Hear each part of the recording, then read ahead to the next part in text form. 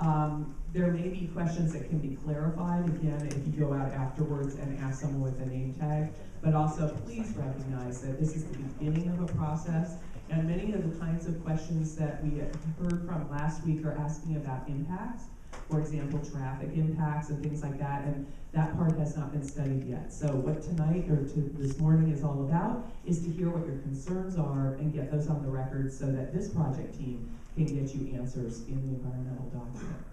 So I have a couple of folks I wanted to introduce to you that are here today, and we have Senator Jerry Hill, representing him. Thank you for coming, and he's auditing the meeting. We'll be getting back to the senator on what happens today. And then we have the Sunnyvale City Council member, Jim Davis. Thank you for being here. Jim attended our meeting last Thursday as well as an audit, just to see your comments in person. So before I turn it over, we have a couple of questions I'd like to ask just to find out how you heard about the meeting. This is very, very helpful for VTA to find out what's working and what may not be working. How many, as far as getting the word out, how many of you got this blue notice in the mail and that's why you're here? Okay, so about a quarter of you. How many of you got on some sort of email list and therefore that's why you're here? So about the same amount are getting it through the email, and you can vote for more than one of these. How many of you saw the article in Gary Richards' Roadshow column, and that's why you're here? That was really popular last week. Nobody, okay, that's interesting. I know it was put in a couple of City Council and Chamber of Commerce notifications. Anybody here because of that? All right, word of mouth. Some of you haven't, okay, wow, that's actually the biggest one, that's very interesting. That's about a third of you are here because of word of mouth. Anything else I didn't get, please shout it out, just so we get it. Okay, good, yes? Oh, an ad in the paper, I'm sorry, yeah. So an ad in the paper, great. Okay, so some of you saw that. We had an ad running, I believe, in the Mercury News as well as many of the local papers up and down the corridor and the ethnic media as well. So thank you for reminding me. Yeah, I'm going to do that next. So the other thing that we have been asking, because it's helpful for the presenters to see sort of what the mix of the audience is, because this is a very long corridor. So I'm just going to ask you to put your hand up if you're here from San Jose. Okay, how about Santa Clara? All right, how about, what's the next one up the road? Sunnyvale, Mount Sunnyvale. Yay. All right, so about a quarter of you, Mountain View. Most of you, that makes sense. Los Altos, okay, a couple of you. Los Altos Hills, okay, great, and Palo Alto. Okay, so we've had a nice mix at each of our meetings with, of course, the host city usually getting the most attendees. That makes sense, and that's what's happening here this morning. So with that, I believe that I have covered all of our housekeeping items. And just want to reiterate again that we'll be collecting those cards, and if you already know you want to speak, please hand them in. Feel free to hand them in now. That way when the presenters are done with their presentations, we can move right into the public comment period. So with that, I'm turning it over to Steve. There's about 25 slides in this PowerPoint, and Steve has the bulk of them. Then I'll come up again and reiterate a couple things. We'll turn it over to Christina, who has about 6 slides. So the whole presentation takes about 20 minutes or so, and then we'll get right to the comment. Steve. Thank you, Eileen. Thank you to the audience for coming out this beautiful morning to hear more about the project, helping us inform the environmental impact statement, the environmental impact report of your concerns, comments on the project as we're starting on that process. We really do appreciate this input. It's very, very important to us. It helps us as we're assessing the impacts of various alternatives to get your specific comments, questions, so we can address those more completely in the environmental document. We had some great comments in Santa Clara last week, and I look forward to getting your comments this morning. So my part of the presentation deals with 3 specific broad topics. The first is, why are we doing this project? Why are we here? Why are we proposing bus rapid transit on El Camino? The second is to give folks a sense of how this fits into a larger context, both in the planning sense, other plans that might be affecting El Camino. And last, I'm going to talk about the alternatives that we're studying in the environmental impact report, and there are alternatives. That's probably the biggest question that we get is, have you made up your minds? No, and I'll cover that just in a second. So, why are we doing the project? El Camino Real, the road that over here, is changing as time goes on. It's not the same road as it was in the 1940s and 1950s. It's not the same road that it was when I first moved here in 1987. And it's not expected to be, given projections and planning by the cities, it's not going to be the same road in 10, 15, 20 years. The cities on the corridor, and we have 6 cities that we're have a piece of El Camino: San Jose, Santa Clara, Sunnyvale, Mountain View, Los Altos, and Palo Alto. All have general plans, and all of them are looking at increasing the intensity of land uses on El Camino. All the plans talk about El Camino as being more than just a automobile-oriented street, as it mostly is today. There's language in all those plans talking about making the street more friendly to transit riders, bicyclists, and pedestrians. So there's a visioning in those plans of El Camino being something different than it is today. And we, as a transportation agency, a transit provider, want to be able to respond to that. If we do nothing, and that is one of our alternatives, transit actually gets worse in El Camino. It doesn't stay the same. The travel speeds would deteriorate by 30% if we did nothing on El Camino, if we don't do something to help the buses on El Camino. So our problem statement, and what we call the purpose and need, which Christina is also going to reiterate a little bit later in the presentation, is we need to improve the reliability, frequency, travel time, and travel speed of transit along El Camino Real to make it attractive to more riders, get more riders on the buses, and to serve developing land uses. As a byproduct of that, in areas, if we do go forward with the project, you'll see some better pedestrian amenities along El Camino, and improvements such as in the general plans by cities along the corridor. There are other planning efforts that all the cities on the corridor are participating in. The Grand Boulevard Initiative is basically an initiative by all the cities on El Camino into San Mateo County, so going from Daly City to the north to San Jose to the south. I think there's something like 16 cities. The 2 counties and the transit agencies on El Camino have been working on a vision of El Camino as more of a multimodal street. Multimodal meaning a street that better accommodates pedestrians, transit riders, and bicyclists than it does today. That effort's been going on for 4 or 5 years, and as I said, every city has some degree of participation in that. The general plans that have evolved over time along El Camino, done by every city, do reflect pieces of that vision. In terms of Santa Clara County, this project is one of the projects that's eligible for Measure A funding. Measure A is a sales tax that was passed by the voters in the year 2000, which seems like a long time ago. Most of what you hear about the Measure A sales tax is related to the BART project. But this is one of the projects that is eligible for Measure A funding. And as part, we did a countywide bus rapid transit plan 2 or 3 years ago. And I'm going to talk about that. But this is one of 3 corridors that was selected for bus rapid transit treatment in that plan. I'm going to use my laser pointer here.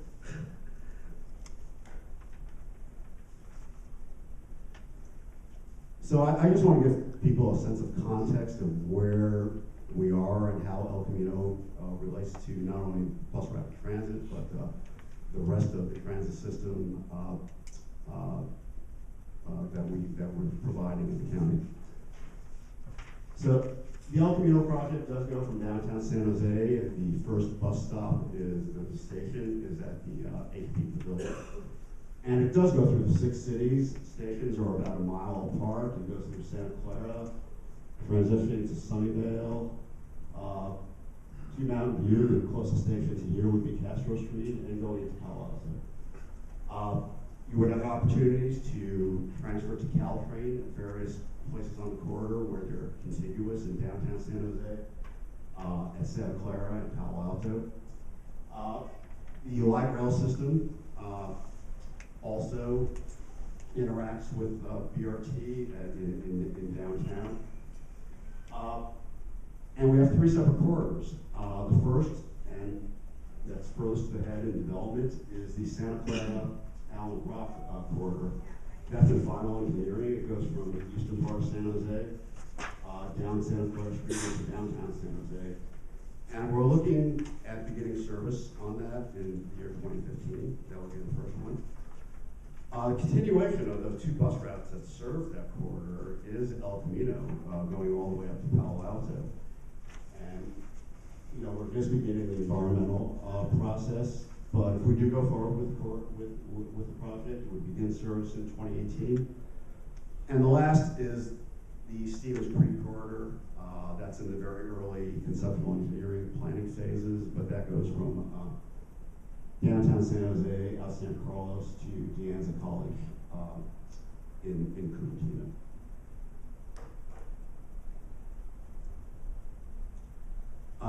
So we do have bus service in El Camino. 2 of our busiest bus routes that, taken together, make up 20% of VTA's bus riderships, serve El Camino. On the bottom, we have the Line 22 local bus. It runs approximately every 12 minutes. The stops are a quarter mile apart. That provides, what we know from our research is the average ride on 22 goes about 2 to 3 miles. We also have a rapid, and what the BRT project really does is upgrade that rapid from what it is now to a higher level of service. The rapid makes stops approximately every mile apart. Does have the benefit of transit signal priority, where that means the bus holds the green time at intersections along El Camino. That's in place now. It's not preemption. People get sometimes confused, or what is priority versus preemption. Preemption actually turns a signal. That's what emergency vehicles has. This holds, if a bus is about 20 yards, 30 yards from the intersection, holds the green time. It's in place now for most intersections. Most people don't know it's there.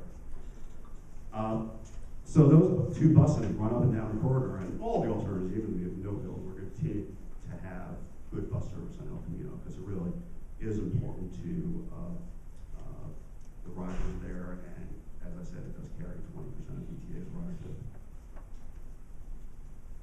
So there are 2 possible ways of doing bus rapid transit on El Camino. The dedicated lane has got most of the attention, but that's not the only alternative we're looking at.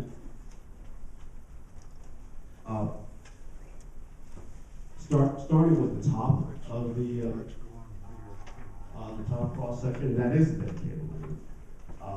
The dedicated lane would have 2 of the 6 general purpose lanes that exist on the corridor now, from Santa Clara to Palo Alto.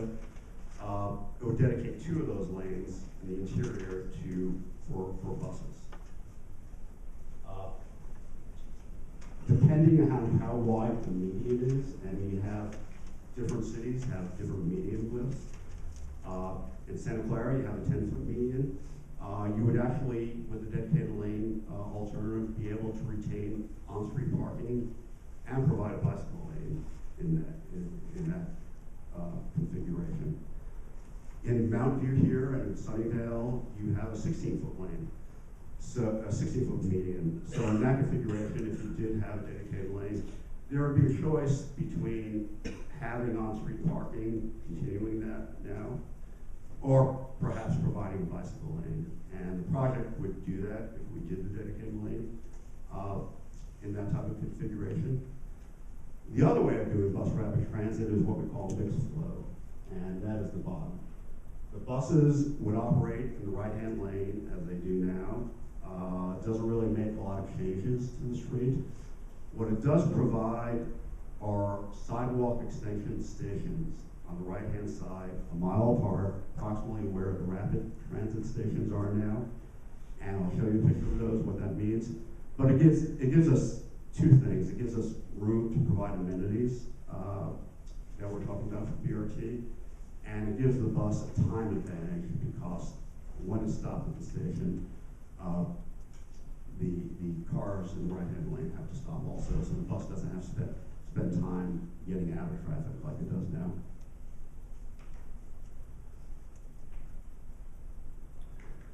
So this is a photo simulation of what the dedicated lane would look like. This happens to be Scott Road in El Camino in Santa Clara. The buses would operate in the interior lanes. There would be a station platform, and this is one half of the station platform that would accommodate some of the amenities that we're talking about on BRT. That would be prepaid fare, so you'd be able to board from all doors. There would be ticket vending machines. The buses would have Wi-Fi under all circumstances. Would be displays for what we call real-time information that tells you when the next bus is coming. And basically, higher level of station amenities than exist with our existing bus stops. So that's one way of doing BRT. The second way is operating mixed flow. This happens to be in Palo Alto. The same degree of amenities are at all stations. In either alternative, you have the Wi-Fi, you have prepaid fares. But your station would be a sidewalk extension. This is California Avenue. That would give the bus the time advantage and be able to accommodate the things we're talking about in terms of amenities. There are 5 project alternatives we're studying. All these alternatives are being treated at an equal level in the environmental document. And let me say, this is also your opportunity to suggest more alternatives if you don't think what we're proposing to study in the environmental document gets at some of your concerns or advantages that you see with the project. So we'll be listening for that when we open it to public comment. But the 5 alternatives are no build, which is doing nothing. I'll go into more detail on each of these in a second. All mixed flow, which has no sections of dedicated lane. We have 3 variations of having a piece of dedicated lane on the corridor. The no build is very literal. We would, under this alternative, we would make no capital improvements. Transit would still operate. You'd still have the 522 and the 22 operating as they do now. But from the transit perspective, everything looks the same as it does now. With same bus stops, same level of amenities. All mixed flow in the cross section is the same one I just showed you a couple slides ago. That is having those running BRT on El Camino, but having no dedicated lane and using the sidewalk extension at the 16 stations that you see on the map there.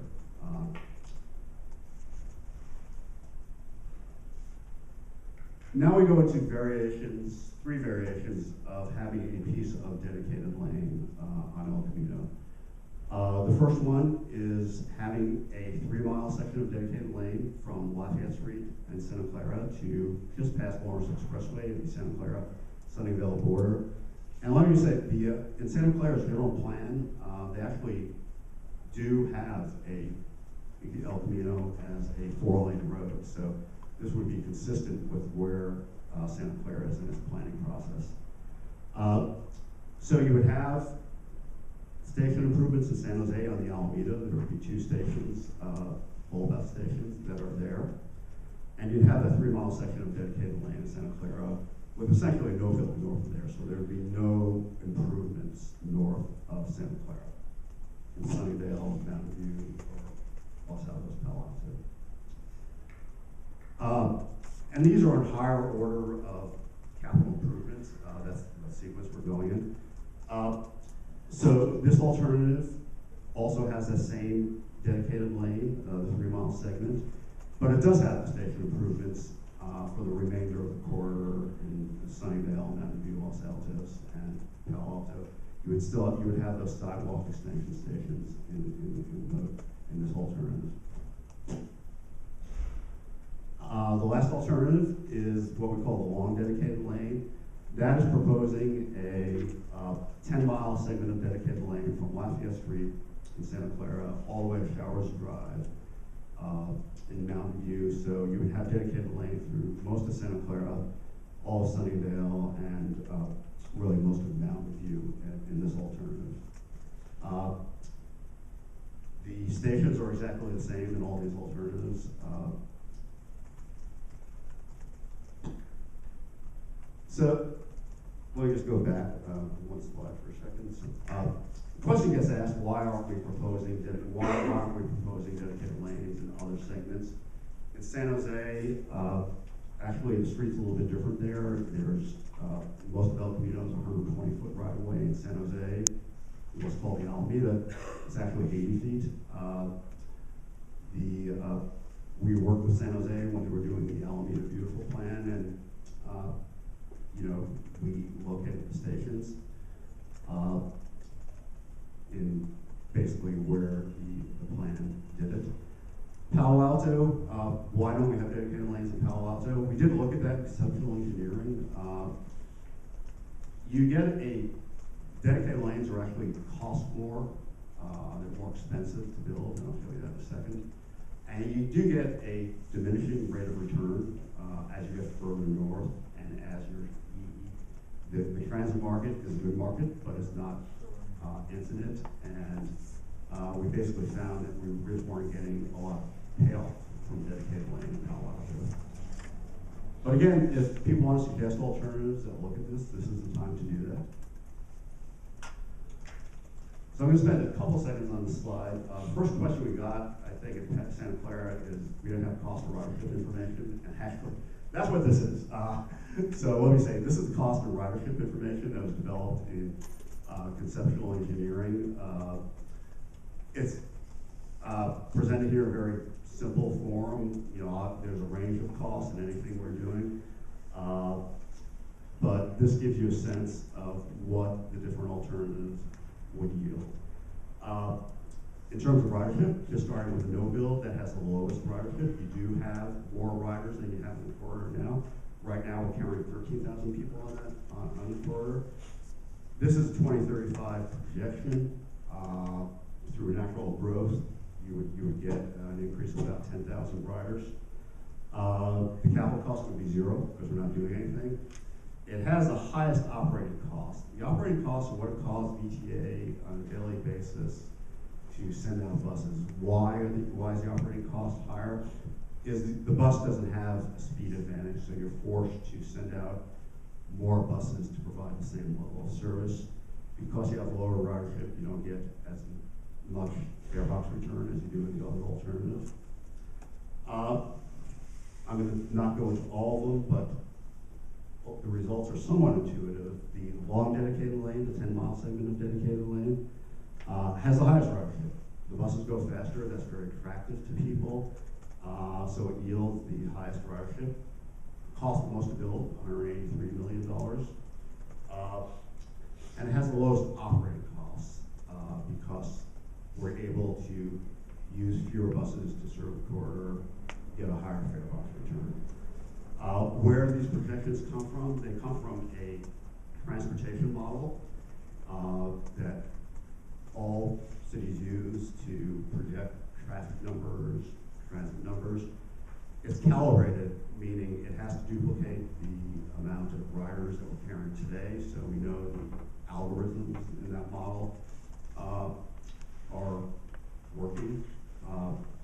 But the strength and weakness is it does depend on future projections of employment and land uses. This is a long-range projection. And that's where the numbers come from. We often get asked that question. So where are we on the process? We're here.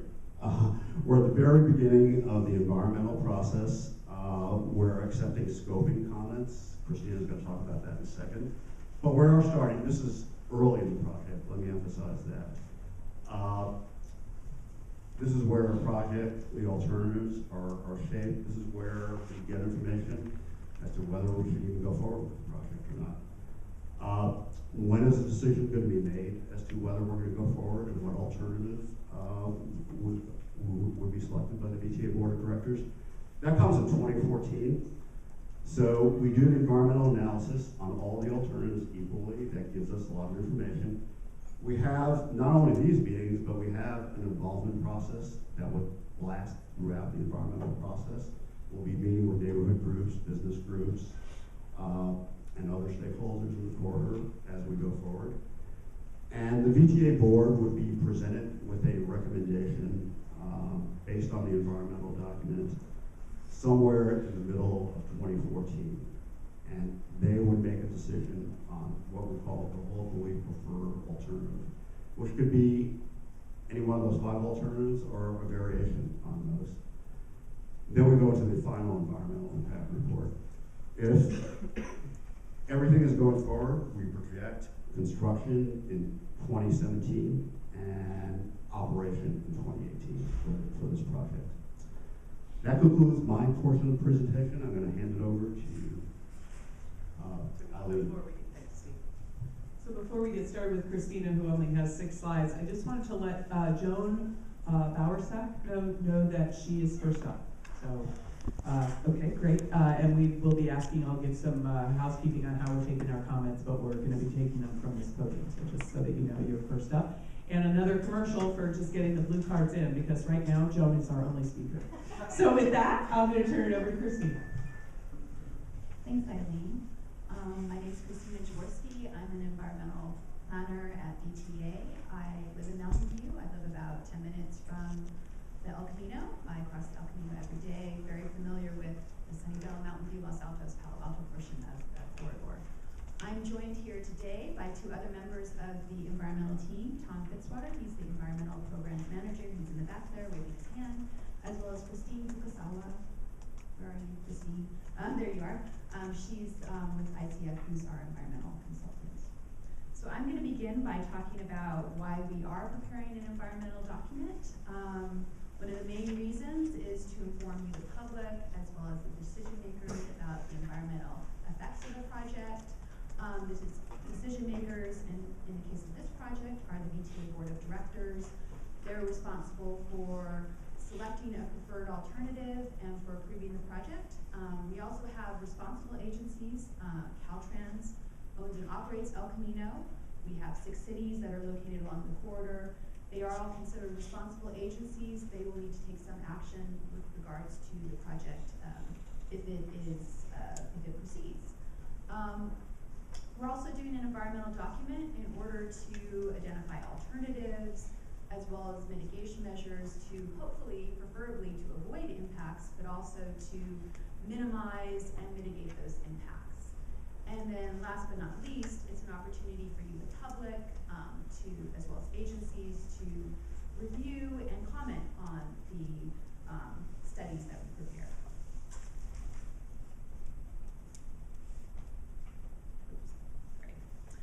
So what type of environmental document are we preparing? It's actually called a joint or combined environmental document. It meets both state and federal environmental requirements. We're doing a federal document because in order to be eligible for federal fundings, you have to meet federal environmental requirements. So for the state requirements, which is the California Environmental Quality Act, or CEQA for short, we're preparing an environmental impact report. This is the most formal environmental document. It involves the most involved notification and public review process. And for the federal environmental document, which is under the National Environmental Policy Act, or NEPA, we're preparing an environmental assessment. And I think as Steve touched on a couple of times, one of the interesting things about NEPA, one of its differences with CEQA, is that it requires you to look at all the select an environmentally superior alternative going into the environmental process, it's all on a level playing field. So what is scoping? Scoping is why we are here today. It's at the very beginning of the environmental process. It's before we start preparing any environmental studies. And it's really an opportunity for you to learn about the project and for us to listen to your concerns about what the project's impacts could be. It's also an opportunity for you to identify alternatives that meet the purpose and need, as well as to identify mitigation measures that will help avoid, minimize, and mitigate impacts. We've gotten a lot of good comments so far.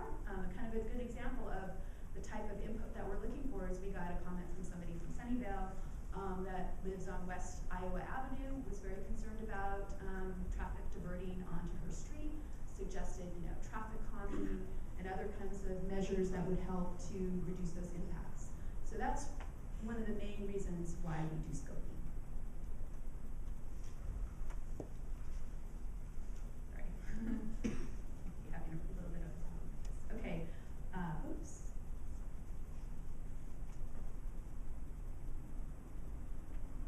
That's the name to the slide up here. Okay, sorry.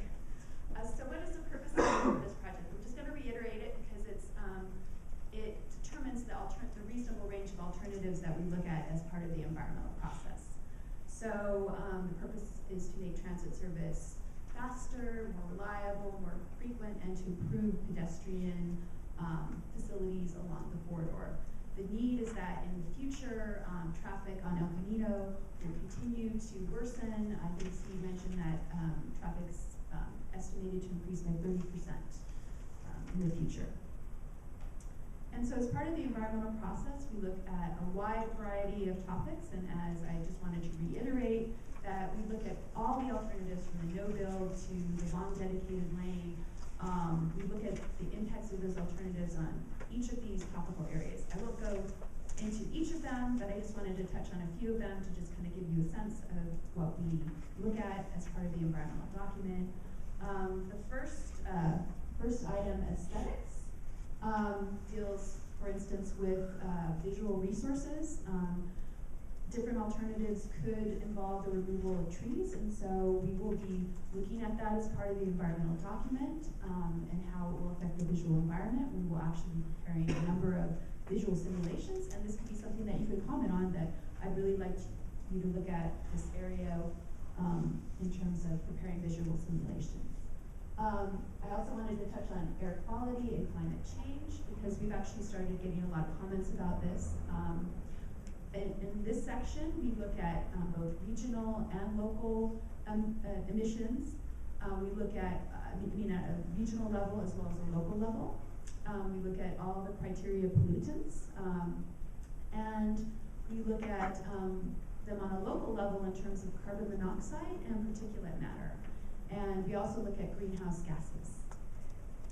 And then there's a few topical areas that we look at that are part of the NEPA requirements. And these are environmental justice. We look at how the project will if the project will disproportionately impact low-income and minority populations.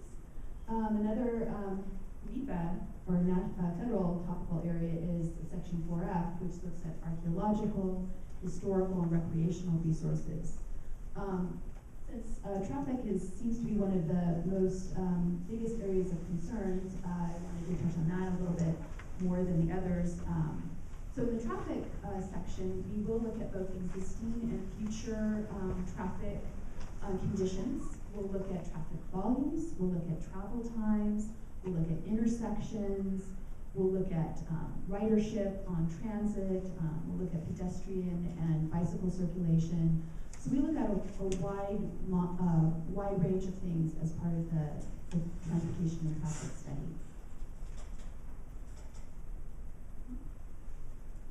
And then I wanted to briefly go over the environmental process schedule. It does take a while to get through the whole environmental process. It takes about 2 years. We're right at the beginning, issuing the notice of preparation that was done this month. And then the next time you'll see me, at least, is when we distribute the draft environmental document. And this is where we'll be addressing a lot of the concerns that you share with us during this scoping period. And it'll be an opportunity for you to comment once again on the adequacy of the document and the project as a whole. And then, so that we're anticipating that to occur probably about 12 to 14 months from today. It takes a long time to do those studies. And that's why it's so important for us to get your input now, because especially with traffic, air quality, and noise, we do a lot of model runs to analyze those impacts. And if you tell us, later in the process, you'd like us to take a look at that, it involves a lot more time and a lot more work and a lot more money. And then after the draft environmental document is circulated and you commented on it, then our board, which is the decision-making body, will select a locally preferred alternative. And we will take that into the final environmental document. And at that time, you'll have another opportunity to comment. You'll actually see, we will actually formally respond to all your comments, and you'll be able to comment once again. And then after that, the board will certify the environmental document, and they will approve or not approve or consider a project. And then after our board acts, then I think I mentioned earlier that we're doing a federal environmental document, and then the federal lead agency, which is the Federal Transit Administration, then they publish what's called a record of decision. And this is basically a finding that we complied with the National Environmental Policy Act. So that concludes my presentation, and I'll hand it back over to Eileen. Christina.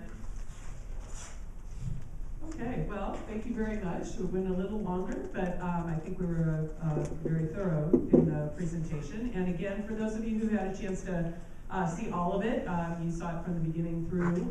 Those of you who did not, we do have it posted on the website at VTA. And also on the website at VTA is a list of who is on the board of directors, should you wish to reach out to them. And I wanted to highlight not only the VTA staff that's here, and thanks Christina for introducing them, but also we have some city staff from the cities along the corridor auditing your comments today as well. Just wanted to reiterate again, oh thank you, if we could get the comments cards passed over to the ends of the rows, that will help us be efficient about calling people up. Reiterate again, we had some people join us. This is a scoping meeting, which means that the comments are taken. Questions that you might ask are not going to be responded to by the panelists, unlike a typical community meeting where that format is more typical. These go into the record. Noelia, our court reporter, will be taking down your comments as you speak, should you choose to do so. And I would just reiterate that the more specific you can be about your comments or concerns, the whys and the wheres really make it much easier for the project team then to be responsive and make sure that they have scoped all these technical studies to address traffic, for example, on Iowa Street or whatever the street is that you're concerned about. We will be asking you to keep your comments to 2 minutes.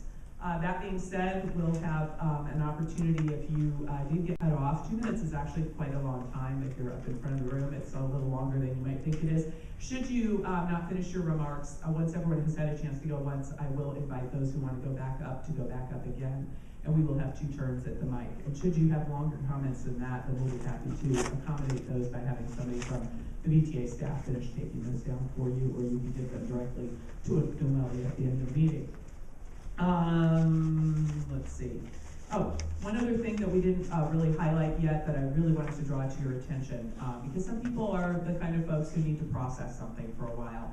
And if you miss out on making comments this morning or even coming back this evening, the comment period is open through Friday, March 8th. And you have contact information for getting those comments directly to Christina on the bottom of your agenda. And, or I think they're up here too, we can make them go up there. And so please don't feel like if you don't have a comment now or you want to think about it, you still do have an opportunity to get those comments in. Now, what happens on March 9th is that they still want to hear from you, but at some point they have to call a close to the formal comments so that they can start working on the actual project. And they will continue to take input throughout the whole process, as both Steve and Christina mentioned. But really would encourage you or your neighbors or colleagues to get those comments in by Friday, March 8th, which is next Friday. So with that, I'm going to start with Joan. And as Joan makes her way up here, I want you to notice, for those of you who are going to be speaking, that we have a iPad app. Isn't that fun? It's so Silicon Valley. Where Adam is going to be giving us 2 minutes, and you will see that countdown, and then what happens at 50 seconds to go, Adam? At 30, it becomes yellow. At 10, it becomes red. And at 0, the whole thing becomes red. Okay, so you will get a countdown at 30, then you got 10 seconds to go, and then when you see that red screen, I am going to be asking you to finish up your remarks. So with that, Joan, you're on. Okay. I'm a resident of Los Altos. I drive a car, I ride the train, I ride the bus, I also ride the light rail. So I am truly interested in this. El Camino is extremely busy already during traffic time, and I am concerned about that. Especially with a dedicated lane, I think that would make a big problem for us. We're adding more and more housing all the time. Recently, the local papers have said that at the San Antonio El Camino intersection, there are approximately 1,000 units of housing going in that area. That's a lot of traffic, and not all of those people are going to be using public transit. The thing that I think will most support public transit use is if we add feeder lines that run more frequently. I don't think people are going to use the rapid transit on the corridor as much as they would if they knew they could make connections to get to the locations they need to be to. When I ride light rail, for instance, to San Jose, it takes me an hour from Mountain View. That's not really what working people can afford. Thank you, Joan. So following Joan will be William Garbett. Bill, you're next. And then following Bill will be Irina Stepanova.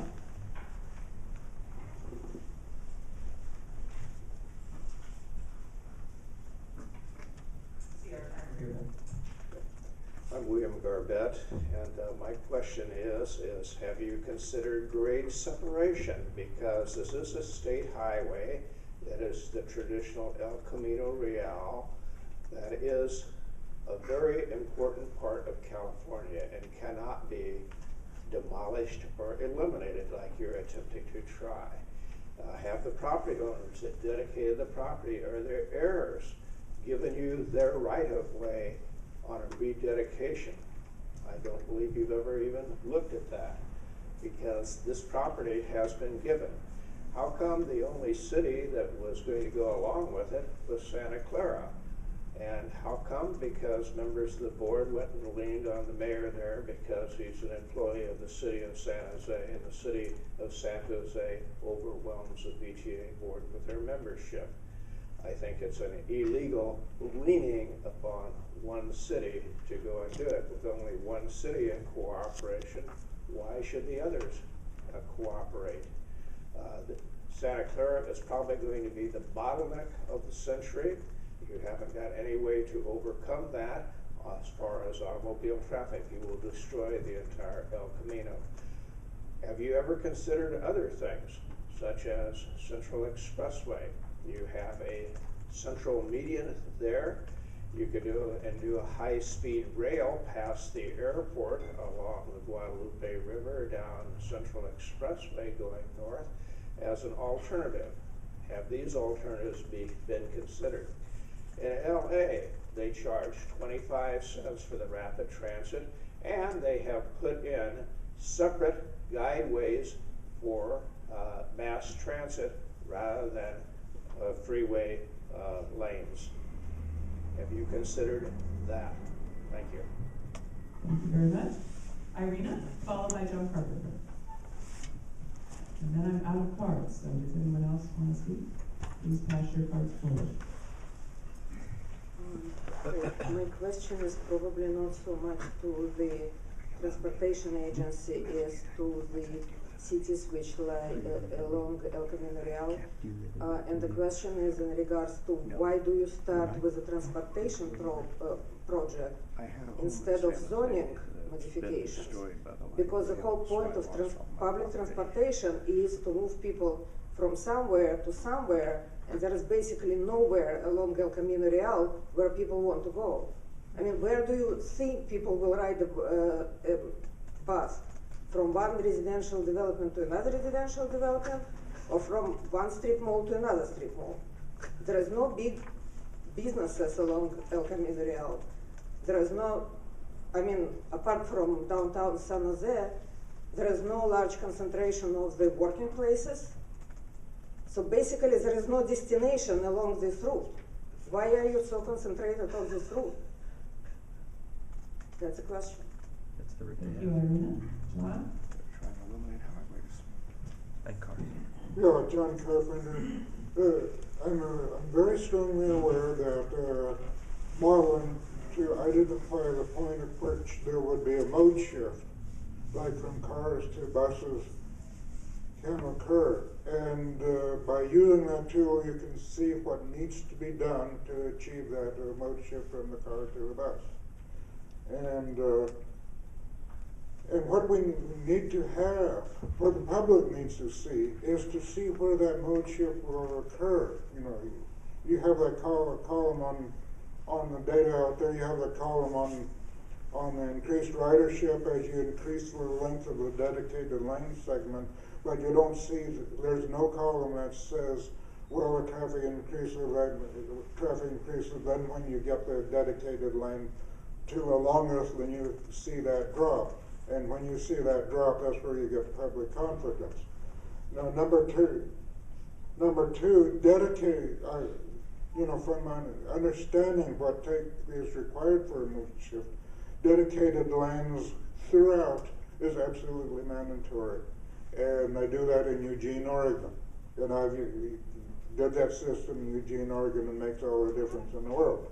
Now, the reason why Mountain View didn't go along with dedicated lanes, the reasons why Sunnyvale didn't go along with it is for certain hypocrisy. Dedicated lanes must and absolutely go to California, and include the California Avenue stop in Palo Alto.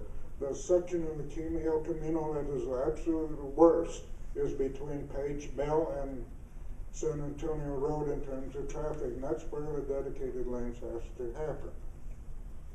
So for this thing to work, dedicated lanes need to happen along with the 10-minute intervals in buses, along with bicycles boarding the buses, as long as the floor plan is like a light rail. Take careful note of the way we've done it in Eugene, Oregon, and learn. Okay, thank you. I do not have any more cards identifying anybody wishing to speak. Is there someone else who wishes to speak? Well, seeing none, again, I would remind you, would you like to speak? Yes. Can we get you to fill out a card so you can give it to our court reporter? Oh, great, thank you so much. And if you'd introduce yourself. I'm Eunice Tokuda, I live in Sunnyvale, and I want to totally agree with Joan because I think the main reason I take the bus is because it's convenient.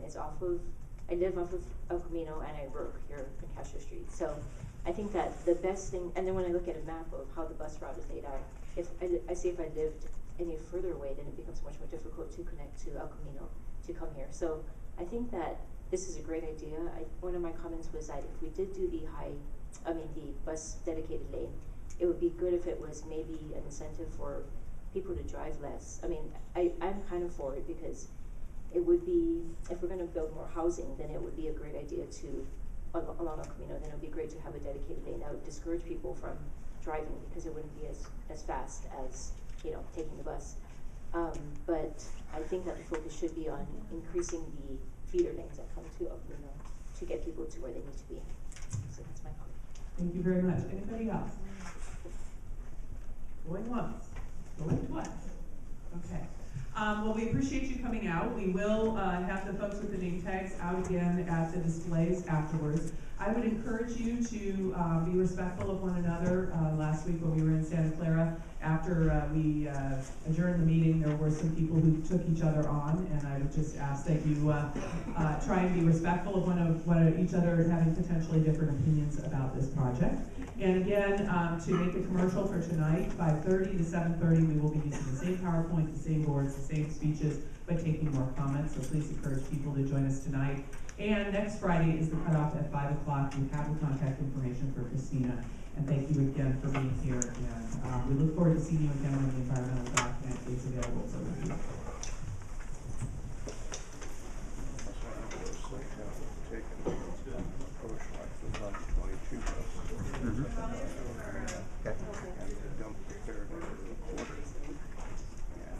See you tonight.